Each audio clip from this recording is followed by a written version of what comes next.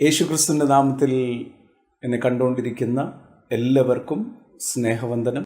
ഈ കഴിഞ്ഞ ദിവസങ്ങളിൽ ആരംഭിച്ച 24 മണിക്കൂറും ഓരോരുത്തരും വ്യക്തിപരമായി പ്രാർത്ഥിക്കുന്ന പ്രാർത്ഥനകൾ നിർത്തരുത്. അത് തുടർന്നുകൊണ്ടിരിക്കണം. പ്രാർത്ഥനകൾ വാസ്തവത്തിൽ അന്തരീക്ഷത്തിലെ പോലും ശുദ്ധീകരിക്കുന്നതാണ്. The prayer cleanses the atmosphere. നമ്മൾ ഈ ദിവസങ്ങളിൽ കർത്താവിൻ്റെ സന്നിധിയിൽ ഇരിക്കുമ്പോൾ സംഭവിച്ചുകൊണ്ടിരിക്കുന്നത് ഓരോ ദിവസവും ദൈവവചനം നമ്മുടെ മനസ്സിനെ ക്ലീനാക്കി ദൈവം എന്താണ് ഉദ്ദേശിക്കുന്നത് അതിനുവേണ്ടി ഒരുക്കിക്കൊണ്ടിരിക്കുക. 2, എൻ്റെ നിരീക്ഷണത്തിൽ ഞാൻ കണ്ടത്, ആരെങ്കിലും ജീവിതത്തിൽ സൗഖ്യം പ്രാപിക്കുന്നുണ്ടോ, അഭിവൃദ്ധി പ്രാപിക്കുന്നുണ്ടോ, ദൈവവചന പ്രകാരമുള്ള എല്ലാ നന്മകൾ അവരനുഭവിക്കുന്നുണ്ടെങ്കിൽ അതിൻ്റെ പിന്നിൽ 2-3 കാര്യങ്ങളുണ്ട്. ദൈവവചനം കേൾക്കുമ്പോൾ ഒന്ന്, അത് കേൾക്കണം, ശ്രദ്ധയോടെ കേൾക്കണം. 2, അത് വിശ്വസിക്കണം. 3, അത് ഏറ്റെടുക്കണം. അതാണ് തെസ്സലോനിക്കർക്ക് എഴുതിയ ലേഖനം 1 തെസ്സലോനിക്കർ 2-ാം അധ്യായം അതിൻ്റെ 13-ാമത്തെ വാക്യം പറയാം. 12-13. നിങ്ങൾ ഞങ്ങളോട് കേട്ട വചനം നിങ്ങൾ കേട്ടു, അത് വിശ്വസിച്ചു, അത് ദൈവം എന്നോട് സംസാരിച്ചു എന്ന് നിങ്ങൾ അതുപോലെ ഏറ്റെടുത്തത് കൊണ്ട് വിശ്വസിച്ചവർക്ക് വേണ്ടി അത് വ്യാപരിച്ചു എന്ന് 1 തെസ്സലോനിക്കർ 2-ാം അധ്യായം അതിൻ്റെ 13-ാമത്തെ വാക്യം ഒന്ന് വായിക്കപ്പെടുന്നു. ശ്രദ്ധിക്കുക. ഞങ്ങൾ പ്രസംഗിച്ച ദൈവവചനം നിങ്ങൾ കേട്ടു. മനുഷ്യന്റെ വചനമായിട്ടല്ല സാക്ഷാൽ ആകുന്നത് പോലെ ദൈവവചനമായിട്ട് തന്നെ കൈക്കൊണ്ടതിനാൽ ഞങ്ങൾ ദൈവത്തെ ഇടപെടാതെ സ്തുതിക്കുന്നു. വിശ്വസിക്കുന്ന അപ്പം 1 കേൾക്കണം, 2 കൈക്കൊള്ളണം. എങ്ങനെ കൈക്കൊള്ളണം? ദൈവവചനമായിട്ട് കൈക്കൊള്ളണം. അതിൻ്റെതായ ഗൗരവം അതിന് കൊടുക്കണം. പലപ്പോഴും നമ്മൾ കാണുന്നത് ആൾക്കാർ പറയുന്ന ചില കാര്യങ്ങൾ, ഒന്ന് എന്തുകൊണ്ടത് നടന്നില്ല, അത് ഏറ്റെടുക്കേണ്ടി പോലെ ഏറ്റെടുത്തില്ല. ഇന്ന് ഞാൻ നിങ്ങളോട് ഷെയർ ചെയ്യാൻ പോകുന്ന ദൈവവചനം, how to unlock God's power in you, അല്ലെങ്കിൽ ദൈവപ്രവൃത്തി എന്നിൽ എങ്ങനെ വെളിപ്പെടും. പണ്ട് യേശുക്രിസ്തു 5 അപ്പം കൊണ്ട് 5000 പേരെ പോഷിപ്പിച്ച് 12 കൊട്ട മിച്ചം വന്നു. അവർ വന്ന് ചോദിച്ച യേശുവിനോടൊരു ചോദ്യമുണ്ട്. യോഹന്നാൻ സുവിശേഷം 6-ാം അധ്യായം അതിൻ്റെ 28-ാമത്തെ വാക്യം, യേശുവിനോട് അവർ ചോദിച്ചത്, ദൈവത്തിൻ്റെ ഈ പ്രവൃത്തി എന്ന് പറഞ്ഞാൽ ഒരു അത്ഭുതമാണ് നടന്നിരിക്കുന്നത്. ആ അത്ഭുതം എങ്ങനെ ഞങ്ങൾക്കും ചെയ്യാൻ പറ്റും? How can we do the works of God? ദൈവത്തിൻ്റെ ഈ പ്രവൃത്തി, കാര്യം ഇതൊരു അത്ഭുതകരമായ കാര്യമാണ്. 5 അപ്പം കൊണ്ട് 5000 പേരെ പോഷിപ്പിച്ച് 12 കൊട്ട മിച്ചം വന്നിരിക്കുക. സോ അവരുടെ ചോദ്യം, മലയാളത്തിൽ യോഹന്നാൻ സുവിശേഷം 6-ാം അധ്യായം 28-ാമത്തെ വാക്യം വായിക്കപ്പെടുന്നു. വളരെ ശ്രദ്ധിച്ച് കേൾക്കണം. അവർ അവനോട് ദൈവത്തിന്റെ പ്രസാദമുള്ള how can we do the works of God? പ്രസാദമുള്ള പ്രവൃത്തികളെ പ്രവർത്തിക്കേണ്ടതിന് ഞങ്ങൾ എന്ത് ചെയ്യണം എന്ന് ചോദിച്ചു. യേശു അവരോട് ദൈവത്തിന് പ്രസാദമുള്ള പ്രവൃത്തി അവനിൽ അയച്ചവനിൽ വിശ്വസിക്കുക. കാരണം ദൈവപ്രവൃത്തി അവിടെ നടന്നു കഴിഞ്ഞിരിക്കുക. നമ്മൾ പലപ്പോഴും ചില കാര്യങ്ങൾ, നമ്മുടെ മനസ്സിനകത്തുള്ള ചില തെറ്റായ ധാരണകളുണ്ട്. ഒന്ന്, ഒരു കാര്യം നമ്മൾ ആഗ്രഹിച്ചിട്ട് ആ ആഗ്രഹിച്ച കാര്യം നടക്കാതിരിക്കുമ്പോൾ ചിലപ്പം അത് ദൈവഹിതമായിരിക്കും, അതുകൊണ്ട് അത് വിട്ടുകളയും. 2, നമ്മൾ വന്ന വഴികൾ, നമ്മൾ ചെറുപ്പം മുതൽ കേട്ട ചില കാര്യങ്ങൾ, നിങ്ങളെക്കൊണ്ട് അത് നടക്കത്തില്ല, നിങ്ങളുടെ പാരമ്പര്യത്തിൽ ആരും ഇങ്ങനെ ചെയ്തിട്ടില്ല. അതുകൊണ്ട് നിങ്ങൾ അത്രയും വലിയ സ്വപ്നങ്ങളൊന്നും കൊണ്ട് നടക്കണ്ട. അതിലേറ്റവും വലിയ തടസ്സം നമ്മുടെ പാരമ്പര്യമാണ്. അതുകൊണ്ടാണ് യേശു താൻ സംസാരിക്കുമ്പോൾ മർക്കോസ് സുവിശേഷം 7-ാം അധ്യായം 13-ാം വാക്യത്തിൽ യേശു പറയാണ്, നിങ്ങളുടെ your traditions have made the word of God of no effect. നിങ്ങളുടെ പാരമ്പര്യം തന്നെ ദൈവത്തിൻ്റെ വചനത്തെ പോലും ഇന്നെഫക്റ്റീവാക്കി. അപ്പം ദൈവം പറഞ്ഞ വാക്കിനേക്കാളും പവർഫുള്ളാണ് എൻ്റെ മനസ്സിലിരിക്കുന്ന ചിന്താഗതികൾ. മർക്കോസ് സുവിശേഷം 7-ാം അധ്യായം 13-ാമത്തെ വാക്യം അത് വായിക്കപ്പെടുന്നു, ശ്രദ്ധിക്കണം. ഇങ്ങനെ നിങ്ങൾ ഉപദേശിക്കുന്ന സമ്പ്രദായത്താൽ ട്രഡീഷണൽ ദൈവത്തിന്റെ കൽപ്പന അല്ലെങ്കിൽ ദൈവത്തിന്റെ വാക്കിനെ പോലും നിങ്ങൾ ദുർബലമാക്കി. അപ്പം ഇത് കേൾക്കുമ്പോൾ, ഇത് നമ്മൾ ദൈവവചനം വായിക്കുമ്പോൾ നമുക്ക് ഒരു കാര്യം മനസ്സിലാകും, ദൈവമല്ല പല കാര്യത്തിനും തടസ്സം. ദൈവത്തിൻ്റെ പദ്ധതികളെ തടസ്സമാക്കാൻ അല്ലെങ്കിൽ നല്ലൊരു പദ്ധതി തടസ്സമാക്കാൻ ദൈവം ഒരിക്കലും നിൽക്കത്തില്ല. യേശു പറഞ്ഞൊരു കാര്യമുണ്ട്.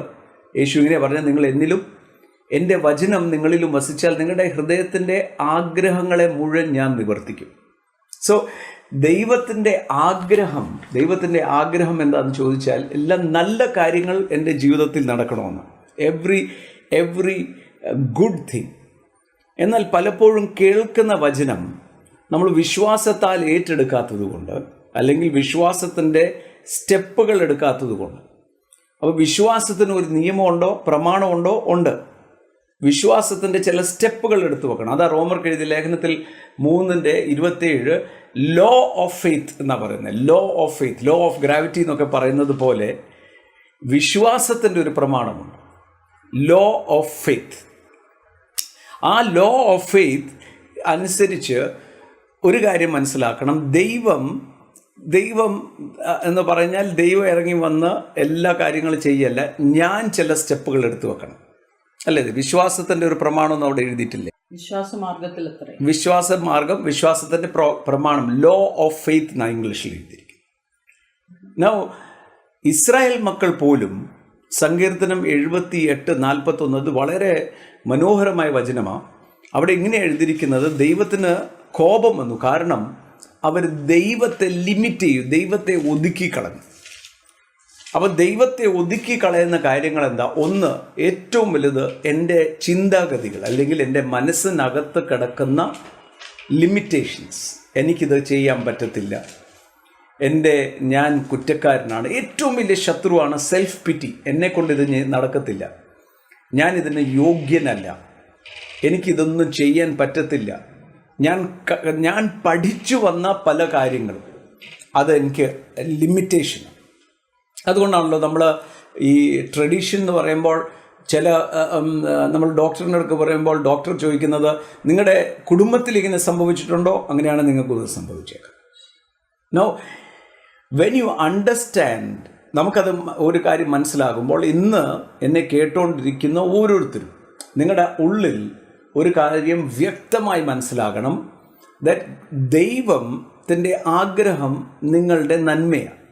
നോ, പല രോഗങ്ങൾ വരുമ്പോഴും ആൾക്കാരിങ്ങനെ പറയാറുണ്ട്, ചിലപ്പോൾ ദൈവഹിതമായിരിക്കും. പ്രിയമുള്ളവരെ, രോഗം ദൈവത്തിൻ്റെ ഹിതമല്ല. കുഷ്ഠരോഗി യേശുവിൻ്റെ അടുക്കൽ വരുമ്പോൾ ഈ കുഷ്ഠരോഗി യേശുവിനോട് ചോദിച്ചൊരു ചോദ്യമുണ്ട്, നിനക്ക് ഹിതമുണ്ടെങ്കിൽ എന്നെ സൗഖ്യമാക്കണം. യേശു പ്രാർത്ഥിച്ചു നോക്കണമെന്നല്ല പറഞ്ഞത്, എനിക്ക് ഹിതമാണ്. ഒരിക്കലായി എന്നേക്കുമായി യേശു മറുപടി പറഞ്ഞു, സൗഖ്യം ദൈവത്തിൻ്റെ ഹിതമാണ്. കൂനിയായ സ്ത്രീയെ സൗഖ്യമാക്കുമ്പോൾ യേശു പറഞ്ഞു, സാത്താൻ ബന്ധിച്ച ഇവളെ ഞാൻ വിട്ടയക്കേണ്ടി വരും. അപ്പോൾ രോഗസൗഖ്യം ദൈവത്തിൻ്റെ ഹിതമാണ്, ഉയർച്ച ദൈവത്തിൻ്റെ ഹിതമാണ്. ചുരുക്കം പറഞ്ഞാൽ നന്മ ദൈവത്തിൻ്റെ ഹൃദയമാണ്. എന്ന് പറഞ്ഞാൽ നമ്മൾ ദൈവവചനം വായിക്കുമ്പോൾ ഇതിൻ്റെ ഒരു ഒരു ഒരു വശം എന്താണെന്ന് ചോദിച്ചാൽ, ഇത് നമ്മളെ സ്വർഗത്തിൽ കൊണ്ടുപോകാനുള്ള പദ്ധതി മാത്രമാണ് എന്ന് നമ്മുടെ തലയിൽ കയറാൻ സാധ്യതയുണ്ട്. അതിനെ മതവൽക്കരിക്കുക എന്ന് പറയും. അപ്പം എന്തിനാ യേശുവിനെ സ്വീകരിക്കേണ്ടത്? മോക്ഷം കിട്ടാൻ, നിത്യജീവൻ കിട്ടാൻ. എന്നാൽ സ്വർഗത്തിൽ പോകാൻ മാത്രമാണോ ദൈവം പുതിയ സൃഷ്ടി ഉണ്ടാക്കിയത്, പുതിയ സൃഷ്ടിക്ക് വേണ്ടി ദൈവവചനം തന്നത്? അങ്ങനെയായിരുന്നെങ്കിൽ ഞാൻ നേരത്തെ പല പ്രാവശ്യം പറഞ്ഞിട്ടുണ്ട്, സ്വർഗത്തിൽ പോകാൻ മാത്രമായിട്ടുള്ള വഴിയാണ്, മോക്ഷത്തിൻ്റെ മാത്രം വഴിയാണെങ്കിൽ നിങ്ങൾ യേശുവെ എൻ്റെ ജീവിതത്തിൽ വരണം എന്ന് പറഞ്ഞ മാത്രയിൽ നിങ്ങളെ കൊന്ന് സ്വർഗത്തിൽ കൊണ്ടുപോയാൽ. എന്നാൽ ഇവിടെ വെച്ചിരിക്കുക, ഇവിടെ ഭൂമിയിൽ തന്നെ ആയിരിക്കുന്നത് ദൈവത്തിൻ്റെ മഹത്വം, ദൈവത്തിൻ്റെ പദ്ധതി, ഒരുവൻ ദൈവത്തിൽ വിശ്വസിച്ചാൽ എന്തായി തീരും എന്ന് മറ്റുള്ളവർക്കും ഒരു മാതൃകയാകാനാണ് നിങ്ങൾ എന്നെ ഇവിടെ വെച്ചിരിക്കുന്നത്. അവിടെ ഒരു ലിമിറ്റേഷൻസ് ഇല്ല, അവിടെ ദൈവം ആരെയും ഒതുക്കത്തില്ല. പിന്നെ അതുകൊണ്ടാണ് ഈ സദൃശ്യവാക്യങ്ങൾ അതിൻ്റെ 23:7 പറയാണ്, ഒരു മനുഷ്യൻ എന്താണോ ചിന്തിക്കുന്നത് അതുപോലെ അവനായി തീരും. As a man തിങ്കത്ത്. അപ്പോൾ നമ്മുടെ മനസ്സിനാണ് ഒരു രൂപാന്തരം വരേണ്ടത്. മനസ്സിനകത്ത് രൂപാന്തരം വന്നാൽ നിങ്ങൾക്കും എനിക്കും എത്താവുന്നത് ഒരു പരിധിയില്ല. ഇംഗ്ലീഷിൽ ഒരു പഴഞ്ചൊല്ലുണ്ട്, സ്കൈ ഇസ് ദ ലിമിറ്റ്. നിങ്ങൾക്കും എനിക്ക് സ്കൈ അല്ല ലിമിറ്റ്. സ്വർഗീയ സ്ഥലത്ത് അത്യന്തമീതെ ഇരുത്തിയിരിക്കുന്നത് കൊണ്ട് എന്നെ കേൾക്കുന്ന എല്ലാവരും, വിദ്യാർത്ഥികളായിക്കോട്ടെ, ബിസിനസ്സുകാരായിക്കോട്ടെ, നിങ്ങളുടെ എല്ലാം ജീവിതത്തിൽ ഒരു പരിധി, ഒരു ലിമിറ്റ് വെക്കരുത്. കാരണം എന്താണോ നിങ്ങൾ ചിന്തിക്കുന്നത് അതായിരിക്കും നിങ്ങളെ മോൾഡ് ചെയ്യുന്നത്. അതുകൊണ്ടാണ് കഴിഞ്ഞ ഞായറാഴ്ച മനസ്സാക്ഷിയെക്കുറിച്ച് ഞാൻ പറഞ്ഞത്. മനസ്സാക്ഷിയ ചിന്തയെ കുറ്റപ്പെടുത്തുന്നതും ഒതുക്കുന്നതും. എന്നാൽ യേശുക്രിസ്തുവിൻ്റെ രക്തം മനസ്സാക്ഷിയെ കഴുകി. നോക്ക്, നമ്മൾ ഒരു കമ്പ്യൂട്ടറിൻ്റെ അകത്തെ ഇൻറ്റേർണൽ സർക്യൂട്ട് നമുക്ക് തൊടാൻ പറ്റത്തില്ല, അത് സീൽഡാണ്. അതിൻ്റെ ഹാർഡ്വെയർ എന്ന് പറയുന്നത്, അതിൻ്റെ അകത്തിരിക്കുന്ന സാധനം തൊടാൻ പറ്റത്തില്ല. പുറമെ എന്തെങ്കിലുമൊക്കെ ചെയ്യാം, പക്ഷേ അകത്ത് തൊടണമെങ്കിൽ അതിൻ്റെ മാനുഫാക്ചറർ തന്നെ വേണം ചെയ്യുവാൻ, അല്ലെങ്കിൽ ആ കാര്യം അറിയാവുന്നതാണ്. അതുപോലെ തന്നെയാണ് നമ്മൾ ക്രൈസ്തവ മതത്തിൻ്റെ ഭാഗമാകുമല്ല. ക്രൈസ്തവ മതത്തിനും അല്ലെങ്കിൽ ബാക്കിയെല്ലാം ബാഹ്യമായ പല കാര്യം നടക്കുമെങ്കിലും യേശുവെ എൻ്റെ ജീവിതത്തിൽ അങ്ങ് വരണം, എന്നെ അങ്ങയുടെ രക്തത്താൽ കഴുകണം എന്ന് പറയുമ്പോൾ എൻ്റെ മനസ്സാക്ഷിയെ കഴുകി ശുദ്ധീകരിക്കുന്നു. മനസ്സാക്ഷിയെ കഴുകുമ്പോൾ എന്താ സംഭവിക്കുന്നത്?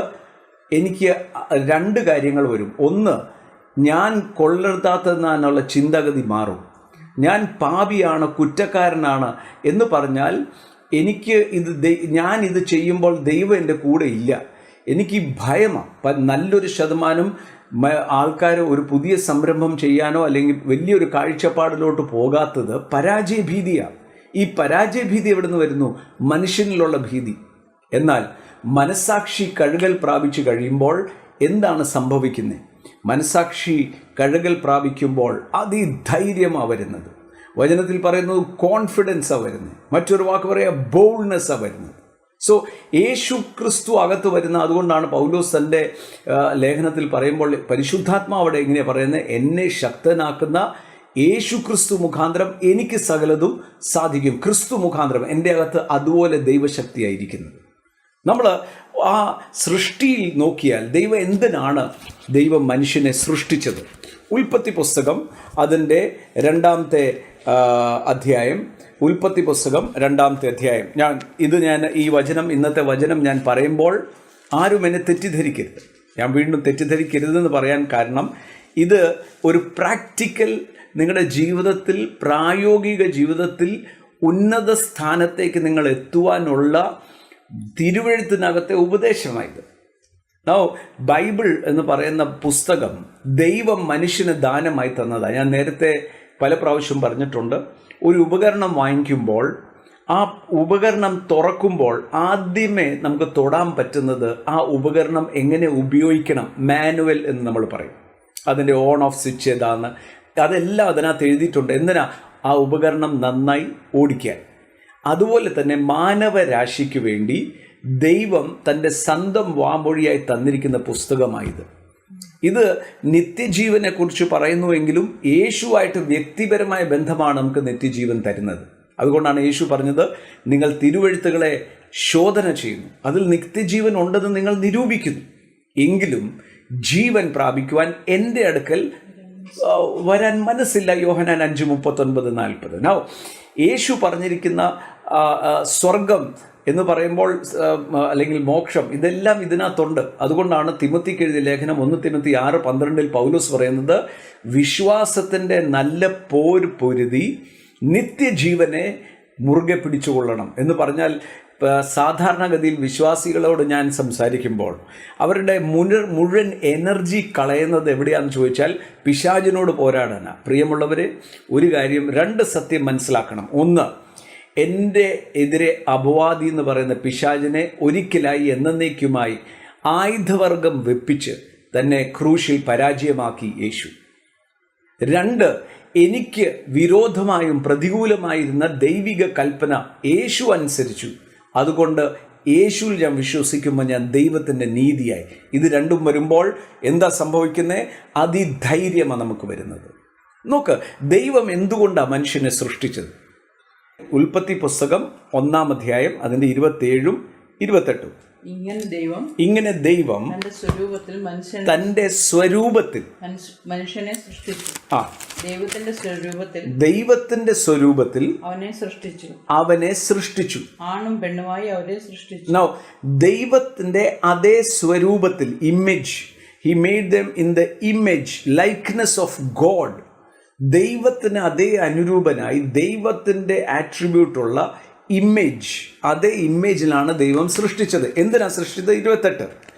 സൃഷ്ടിച്ച ശേഷം ദൈവം അവരെ അനുഗ്രഹിച്ചു. നിങ്ങൾ സന്താനപുഷ്ടിയുള്ളവരായി പെരുകി ഭൂമിയിൽ നിറഞ്ഞ് അതിനെ അടക്കി സമുദ്രത്തിലെ മത്സ്യത്തിന്മേലും ആകാശത്തിലെ പർവ്വജാതിന്മേലും സകല ഭൂചര ജന്തുവിന്മേലും വാഴുവിൻ എന്ന്.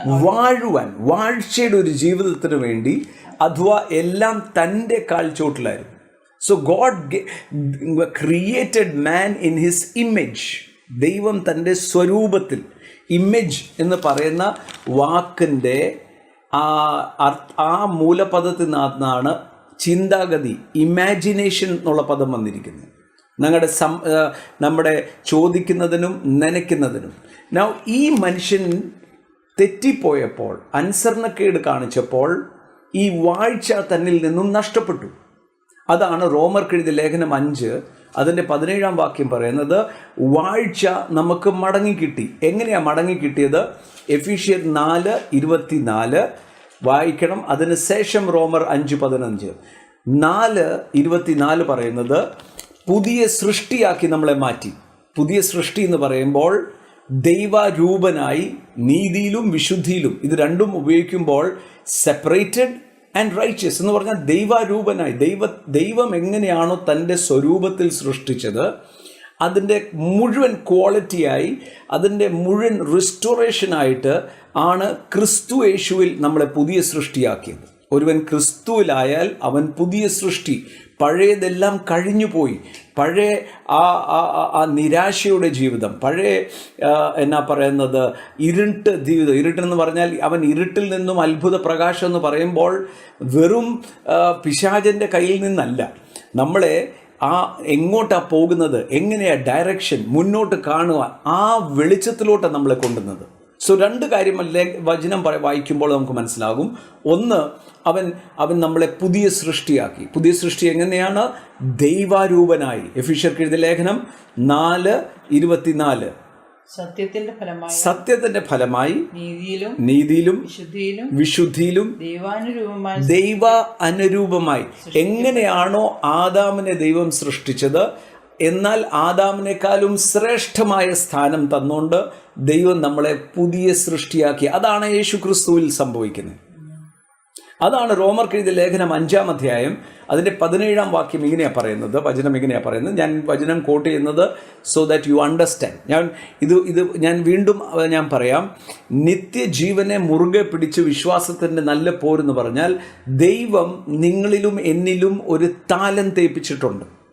എന്നെ കണ്ടുകൊണ്ടിരിക്കുന്ന യൗവനക്കാരോട് ഞാൻ പറയാം, നിങ്ങളുടെ ഇന്നത്തെ സാഹചര്യം അല്ലായിരിക്കണം നിങ്ങളെ നിയന്ത്രിക്കേണ്ടത്. ബിസിനസ്സുകാരോട് പറയാം, നിങ്ങളുടെ കയ്യിൽ പൈസ ഇല്ല, അല്ലെങ്കിൽ നിങ്ങൾ തകർന്നിരിക്കുക, ആ തകർച്ചയിൽ നിന്നും ഉയർത്തുന്ന ഒരു ദൈവശക്തി നിങ്ങളുടെ അകത്തുണ്ട്. മാറ്റം വരേണ്ടത് നമ്മുടെ മനസ്സിനകത്താണ്. അതുകൊണ്ടാണ് ഈ റോമർക്ക് എഴുതിയ ലേഖനം 5:17 ഇങ്ങനെയാണ് പറയുന്നത്, നീതിയുടെയും വായിച്ചു 5:17 ഏകന്റെ ലംഘനത്താൽ മരണം ആ ഏകൻ നിമിത്തം വാണു എങ്കിൽ കൃപയുടെയും നീതിദാനത്തിന്റെയും സമൃദ്ധി ലഭിക്കുന്നവർ യേശു ക്രിസ്തു എന്ന ഏക നിമിത്തം ഏറ്റവും അധികമായി ജീവനിൽ വാഴും. അപ്പം വാഴ്ചയുടെ ജീവിതം ക്രിസ്തു മുഖാന്തരം പുതിയ സൃഷ്ടിക്ക് ലഭിച്ചു. അതുകൊണ്ടാണ് നമ്മൾ യേശുവിലാകണം, യേശുവിൽ വിശ്വസിക്കണം എന്ന് പറയുമ്പോൾ, ഒന്ന് മനസ്സാക്ഷി ക്ലീനായി, എൻ്റെ ചിന്താഗതികളിൽ നിരാശാബോധം, ഡിപ്രഷൻ, ഭയം ഇതെല്ലാം മാറിപ്പോയിട്ട് ഇനി എൻ്റെ വിഷൻ നല്ല ക്ലിയർ ആകുക, വിശ്വാസത്താൽ ഞാൻ ജീവിക്കാൻ പോവുക. അതാണ് എബ്രായർക്ക് എഴുതിയ ലേഖനം 11:1 വിശ്വാസം എന്നോ ആശിക്കുന്ന വചനം അതുപോലെ തന്നെ വായിക്കാം. Now faith is, now faith വിശ്വാസമെന്നോ ആശിക്കുന്നതിൻ്റെ ആശിക്കുക എന്ന് പറയുമ്പോൾ ഇമാജിൻ ചെയ്യുന്നതിൻ്റെ, ചിന്തിക്കുന്നതിൻ്റെ ഉറപ്പും കാണാത്ത കാര്യത്തിന്റെ നിശ്ചയം എന്ന് പറഞ്ഞാൽ എനിക്ക് കാണാൻ മേല എന്ന് പറഞ്ഞ് അത് അവിടെ ഇല്ലെന്നല്ല, അതവിടെ ഉണ്ട്. എൻ്റെ ഭാവി, ഞാൻ എന്താണോ ഇമാജിൻ ചെയ്യുന്നത് അത് എനിക്ക് പിടിച്ചെടുക്കാൻ പറ്റും. അവിടെ ഞാൻ വീണ്ടും ആവർത്തിച്ചു പറയാം, ദൈവം തൻ്റെ സകലതും എൻ്റെ അകത്ത് നിക്ഷേപിച്ചത് ഇനി ഞാൻ എഴുന്നേറ്റ് പ്രകാശിക്കുവാനാണ്. ദൈവം മടിയന്മാരുടെ കൂടെ നിൽക്കത്തില്ല. ദൈവം പ്രവർത്തിക്കുന്ന ആരുടെ കൂടെയാണെന്ന് പറയാം. Number 1, you should have A vision, ഒരു ദർശനം കാണണം. അതാണ് നമ്മിൽ വ്യാപരിക്കുന്ന ദൈവശക്തി എന്ന് എഫീഷ്യർ 3 അതിൻ്റെ 20 പറയാണ്. ചോദിക്കുന്നതിനും നനയ്ക്കുന്നതിനും, നനയ്ക്കുക എന്ന് പറയുമ്പോൾ ഇമാജിനേഷൻ, ആ തിങ്ക് ചെയ്യുന്നത്, ഞാൻ ചിന്തിക്കുന്നത്. അതുകൊണ്ടാണ് വീണ്ടും ആവർത്തിച്ച് പറയാം, ഒരു മനുഷ്യൻ തന്നെക്കുറിച്ച് എന്താണോ ചിന്തിക്കുന്നത് അത് താനായി തീരുമെന്ന് വചനം പറയാം. ഞാൻ എന്നെക്കുറിച്ച് താന്ന് ചിന്തിച്ചാൽ ഞാൻ താന്ന രീതിയിലായി പോകും. പക്ഷെ എൻ്റെ ചിന്താഗതികളെ മാറ്റിമറിക്കുന്നതാണ് ദൈവവചനം. ദൈവവചനം എന്ന് പറഞ്ഞാൽ, വീണ്ടും ഞാൻ പറയാം, ഇത് സ്വർഗത്തിലേക്ക് പോകാനുള്ള മാർഗം മാത്രമല്ല, ഇതിനകത്ത് മോക്ഷമുണ്ട്. യേശുവിൽ വിശ്വസിക്കുമ്പോൾ മോക്ഷം. പക്ഷെ ഇതെന്താ സംഭവിക്കുന്നത്? ഇത് ദൈവം എന്നെ കാഴ്ചപ്പാടുകൾ മാറ്റുന്ന ഒരു രീതിയാക്കി മാറ്റും. എൻ്റെ കാഴ്ചപ്പാട് മാറ്റും, എൻ്റെ ചിന്താഗതികൾ മാറ്റും.